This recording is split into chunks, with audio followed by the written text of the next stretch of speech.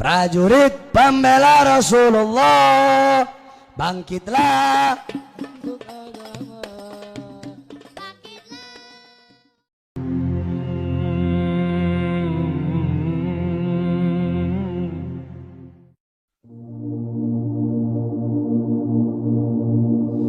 Nabi Musa alaihissalam ketika beliau naik ke Tur Sina, naik ke Bukit Sina, beliau berdoa, ya Allah, aku ingin melihat cahayamu, aku ingin melihat zatmu, aku ingin melihat wajahmu, ya Allah.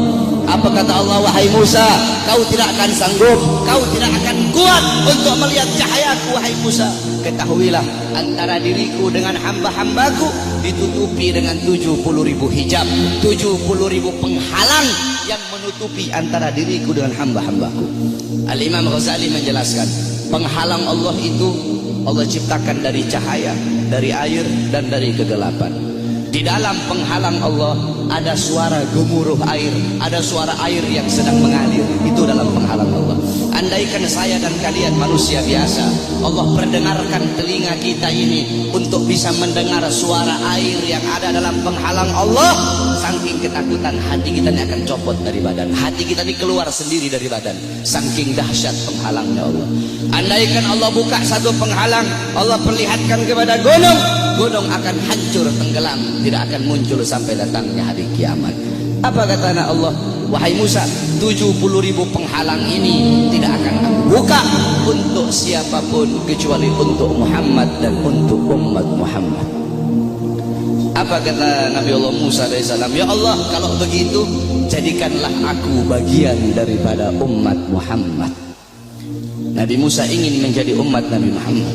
Bahkan diriwayatkan bahwasanya Sayyidina Syekh Abil Hasan Asyadzili, pengarang Hizbul Bahar, Hizbun Nasr, pengarang kitab Mafakhirul Aliyah, beliau pernah bermimpi, saudara-saudara.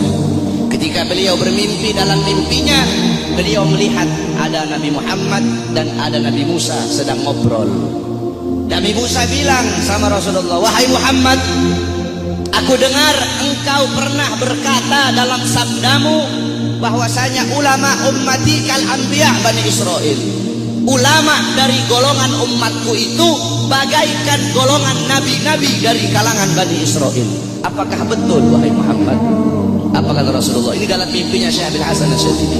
Apa kata Rasulullah? Iya betul. Ulama umatku itu kepintarannya, kepintarannya itu sama seperti kepintaran nabi-nabi dari kalangan Bani Israel. Kata Nabi Musa, coba seperti apa sih ulama umatmu itu? Aku pengen lihat, coba.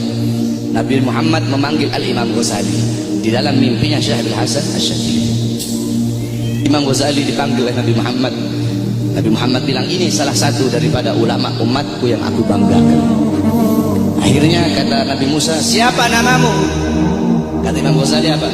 Ana Muhammad bin Muhammad bin Muhammad. Kata Nabi Musa, stop. Wahai Rasulullah, ini kamu bilang pinter. Saya nanya siapa namanya, dia jawab Muhammad bin Muhammad bin Muhammad. Kalau dia pinter cukup dia jawab Muhammad. Stop, sudah. Tidak usah dia bilang Muhammad bin Muhammad. Saya nggak nanya nama bapaknya, saya nggak nanya nama kakeknya. Kalau dia pinter cukup dia jawab Muhammad. Udah, stop. Atau Muhammad Al-Ghazali.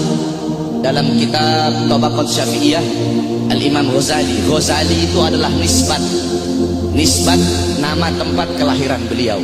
Tetapi ada juga ulama yang mengatakan Ghazali itu nisbat kepada pekerjaan keluarga beliau, yaitu tukang tenun, tukang sol. Nah, kata Nabi Musa, kalau kamu pinter cukup kamu jawab Muhammad, tidak usah kamu bilang Muhammad bin Muhammad bin Muhammad, kepanjangan.